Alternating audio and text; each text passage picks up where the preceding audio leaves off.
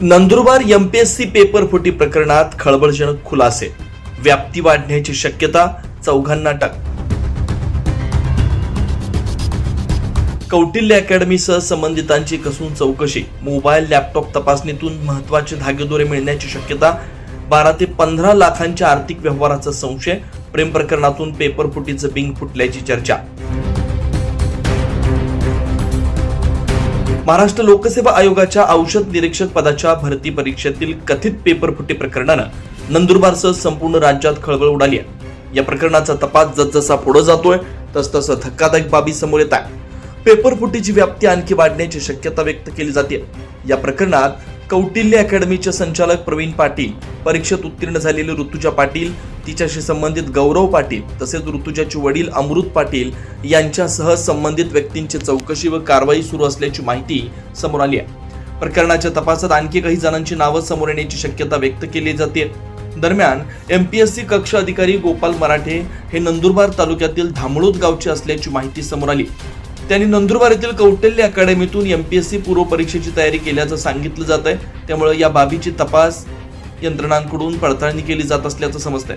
या कथित पेपरफुटी प्रकरणात 12 ते 15 लाखांच्या आर्थिक व्यवहाराची शक्यता व्यक्त केली जाते.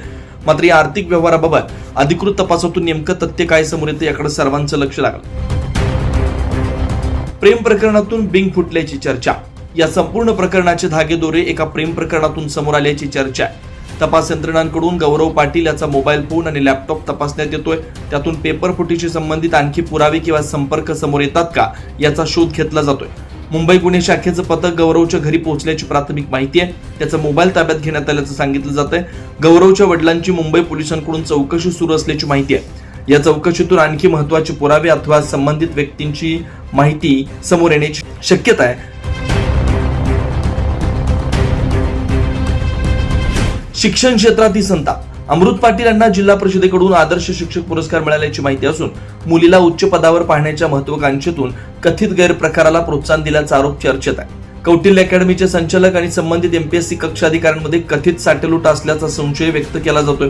या सर्व आरोपींची सत्यता तपासातूनच स्पष्ट होणार आहे. या प्रकरणामुळे नंदुरबारच्या शिक्षण क्षेत्राची प्रतिमा मलिन झाल्याची भावना व्यक्त करत विद्यार्थी व नागरिकांमध्ये तीव्र नाराजी आहे. दरम्यान पेपरफुटी प्रकरणाचा तपास कोणत्या दिशेनं पुढे जातो, आणखी किती जणांना चौकशीच्या फेऱ्यात घेतलं जातं आणि कथित आर्थिक व्यवहारामागे नेमकं कोण आहे याकडे नंदुरबारसह संपूर्ण महाराष्ट्राचं लक्ष लागलंय.